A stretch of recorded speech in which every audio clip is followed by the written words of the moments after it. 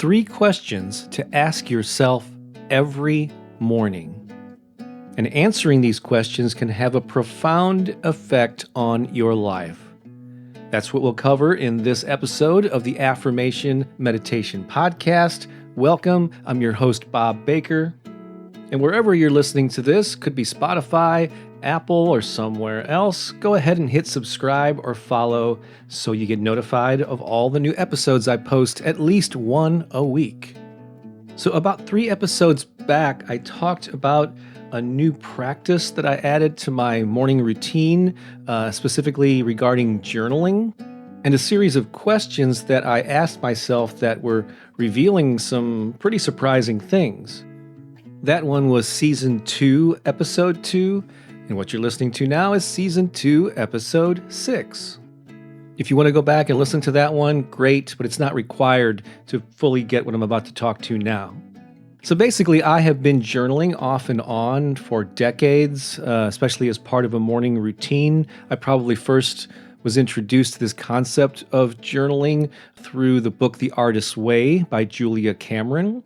And she made popular this thing called morning pages, where you sit down and write out your thoughts. She recommended like 3 full pages. I don't think I've ever done that. I just write until I feel I'm fulfilled, and quite often it's just 1 page or even a half a page. And like I said, I've been doing this off and on for years, and I never had a specific agenda with it. I kind of let whatever wanted to come out. Sometimes it was just a brain dump just to clear my mind of ideas before I did a meditation. Sometimes I would write out affirmations, those positive self-talk statements that you repeat back to yourself, or just random silly thoughts that I just wanted to jot down. So whatever would come out. But about 3 weeks ago, I started experimenting with a different approach, and I was really amazed by the results that I got from it. So as I mentioned in that earlier episode, I would ask myself a series of questions and then listen and wait for answers to show up. But since then, I've kind of refined this, and I've narrowed it down to 3 key questions that I think are really important ones that you can ask yourself every morning if you choose to. So I won't leave you in suspense any longer. I will share them with you right now. So question number 1 is, what message do I need to hear? Again, what message do I need to hear? And actually, all of these questions, you are tapping into your internal guidance system, your intuition, your gut feelings about things, maybe even tapping into your higher self or infinite intelligence, however you want to describe it. But this first question is meant to uncover things that maybe you're avoiding, maybe things that you're procrastinating about. Maybe there's a priority in your life that you just need to be reminded of. And so asking this question is really powerful. What message do I need to hear today? The second question is, what message do I need to share today? So beyond what do you need to hear, what message can you share with others? And the people that you share it with, it can be as small as your immediate family or your friends. It could also include coworkers or your community. And if you have an online or offline platform like a blog or an email list or a YouTube channel, you might be able to apply this question to that. But it's a really powerful one. What message do I need to share today? And then this third question takes a bit of a different approach. And it is, what idea is seeking to express itself? And I love this one because it kind of takes the pressure off yourself to have to come up with the message. What idea is seeking to express itself? So the way I approach this one is I almost think about there's this idea, there's this concept that is floating in the universe, and it's seeking to be expressed and to manifest into physical form. And I'm just opening myself up to be a vessel to receive that message, to receive that idea, and then write it down. And perhaps if I feel inspired, I will act on that idea.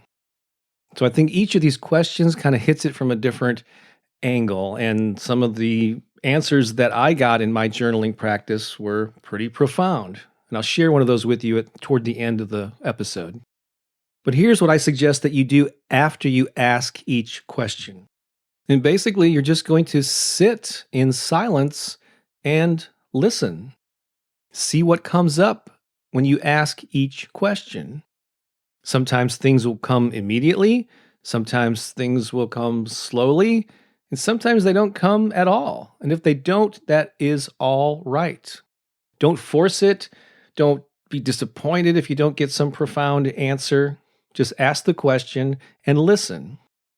And the answers can come in all sorts of ways. You might hear a word or a phrase. You might see a word. You might see in your mind's eye a symbol or a picture of something. You might hear something, smell, taste, and touch something. So don't think that the message has to come in a specific way. You're just sitting, you're open, you relax, you ask the question, you listen, sit silently, and see what comes up. And sometimes what comes up doesn't make any sense. And I just jot those things down. I go back and I listen some more. And sometimes they never make sense. But quite often I'll look back at it a minute or 10 minutes or even later in the day. And I go, oh, of course, that's what the message is. So let's take a few minutes right now to actually do this exercise. I'll play some soft music in the background. I will ask each question probably a couple of times, give you some space to see what comes up, to jot the answers down before I move on to the next question. So let's do that now, and then I'll just share an example of an answer that I got after we do this exercise. So I invite you now just to relax. Do your best to clear your mind, to relax your body, to sit comfortably. And just think of yourself as being open and ready to receive whatever comes through. So I'll ask this question, I'll give you a little space. I'll repeat it again before I move on to the next question. Here's the first one. What message do I need to hear today?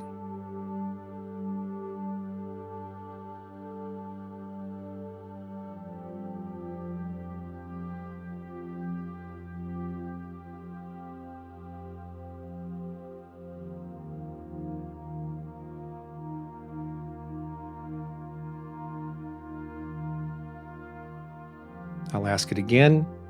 What message do I need to hear today?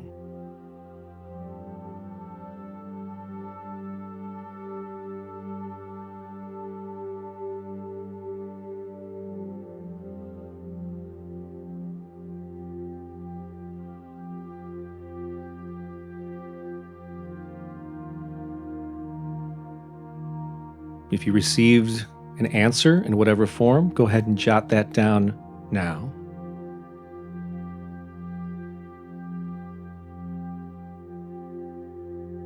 Here's the next question.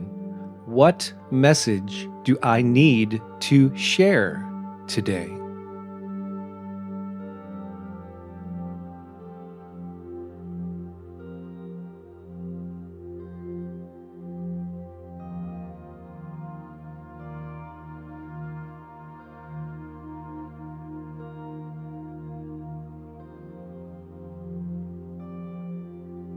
One more time.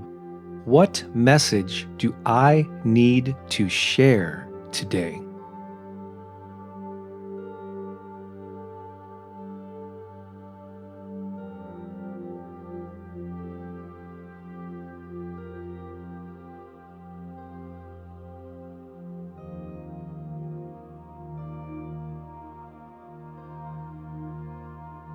Go ahead and write down anything that came up for that one.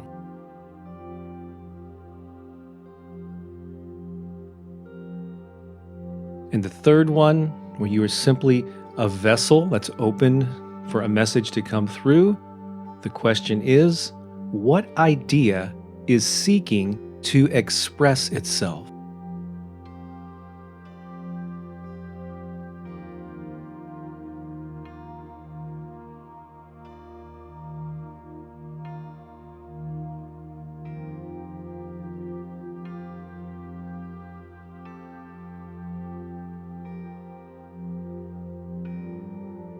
One more time. What idea is seeking to express itself.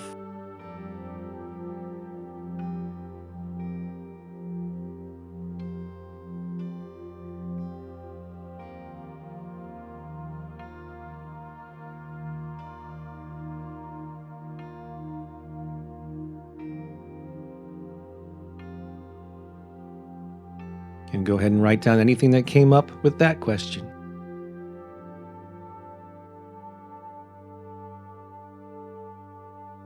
So, did something come through for you? Perhaps it did on one question, but not on others. Perhaps a lot of things came. Perhaps nothing came. And whatever the experience was for you, it's okay. It's perfect.